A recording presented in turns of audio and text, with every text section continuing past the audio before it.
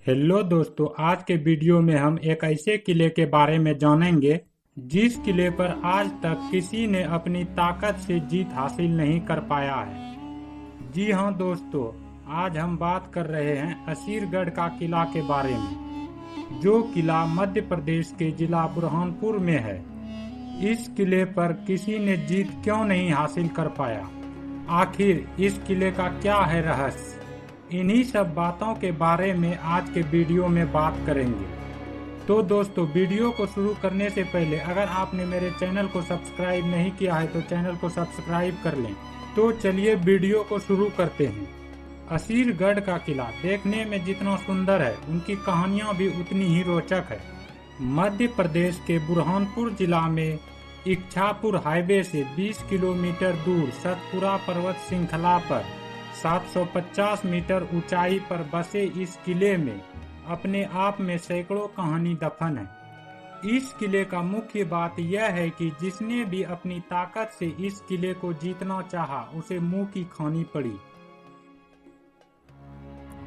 इस किले का निर्माण कब हुआ, यह इतिहासकार भी नहीं बता पाए, लेकिन पुरातत्व विभाग और पुराने ऐतिहासिक पत्थर व इस किले के मौजूद चीजों को देखकर लोगों के बीच कई कहानियां प्रसिद्ध है। इन्हीं कहानियों में से एक कहानी यह भी प्रसिद्ध है कि यह किला महाभारत के अश्वत्थामा की पूजनीय स्थल है। यह किला 60 एकड़ में फैला हुआ है। इस किले में 5 तालाब और गंगा और जमुना नामक 2 कुंड भी है। इतनी ऊंचाई पर होने के बाद भी यह कुंड लबालब कैसे भरे रहते हैं, यह बात आज तक कोई नहीं जान पाया। इस किले के चारों तरफ जंगल है और इस किले के आसपास कोई मकान या बस्ती नहीं है।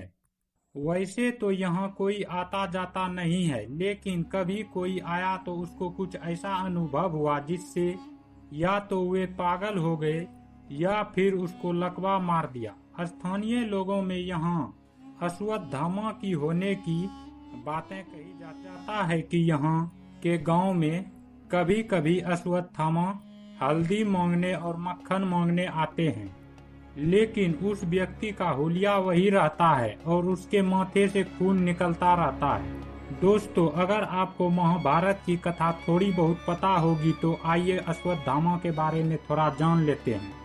अश्वत्थामा द्रोणाचार्य के पुत्र थे। वही द्रोणाचार्य जो कौरव और पांडवों के गुरु थे।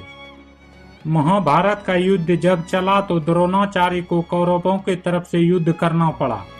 जब अश्वत्थामा को द्रोणाचार्य की मृत्यु की खबर मिली तो उसने ब्रह्मास्त्र चलाकर पांडवों के सभी पुत्रों को मार गिराया। सिर्फ अभिमन्यु का पुत्र परीक्षित बचा, जो उत्तरा के गर्भ में पल रहा था। जब अश्वत्थामा ने उसे भी मारने के लिए ब्रह्मास्त्र निकाला, तब श्री कृष्ण ने उसको शाप दे दिया कि वह इसी मृत्यु लोक में रहेगा और भटकता रहेगा। और अश्वत्थामा के सिर में जो मणि था उसे भी श्री कृष्ण ने निकाल लिया। इसीलिए कहा जाता है कि अश्वत्थामा की सिर पर वही घाव है जो 5000 साल से भी नहीं बढ़ा और आज भी जिसमें से खून निकलता रहता है। असीरगढ़ के किले के पास एक शिव मंदिर है। इस शिव मंदिर के पास एक द्वार है जो खांडवा के वन से की तरफ खुलता है और इस शिव मंदिर के पास एक नदी है। कहते हैं कि अश्वत्थामा इसी नदी में नहाकर फूल चढ़ाने आते हैं।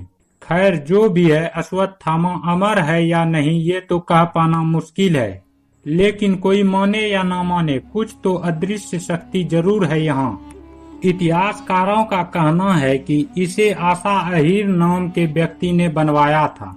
आशा अहीर के पास अनगिनत पशु थे।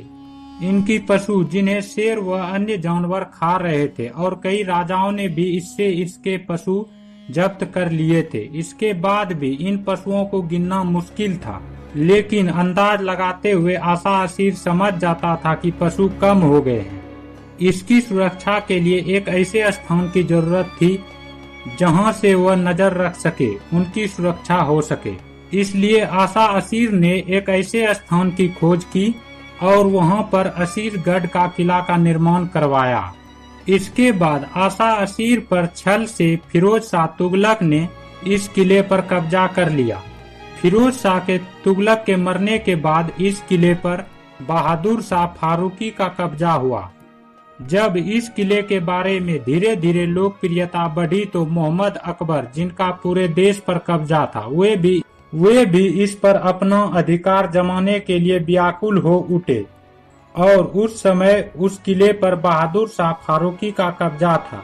जब बहादुर शाह फारूकी को पता चला कि अकबर इस किले पर कब्जा करना चाहता है और सैन्य भेज रहे हैं, तो उसने इस किले की व्यवस्था इतनी दुरुस्त और शक्तिशाली तरीके से की कि किले में 10 साल तक खाने की वस्तुएं उपलब्ध हो सकती थी।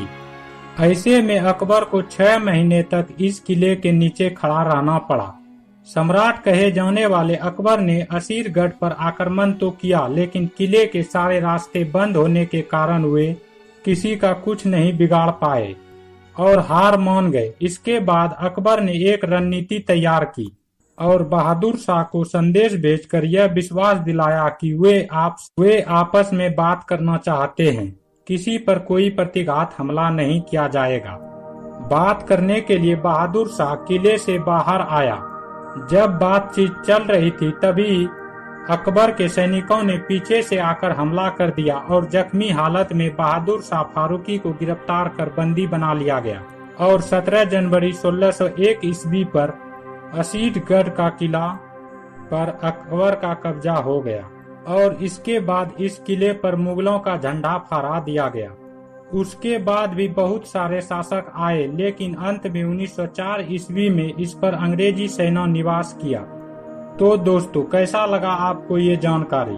कमेंट में जरूर बताएं। अगर वीडियो अच्छा लगा हो तो चैनल को सब्सक्राइब जरूर करें और अगर आपको रहस्यमयी घटनाओं का वीडियो देखना पसंद है तो मेरे चैनल के प्लेलिस्ट में जाके बहुत सारे वीडियो देख सकते हैं।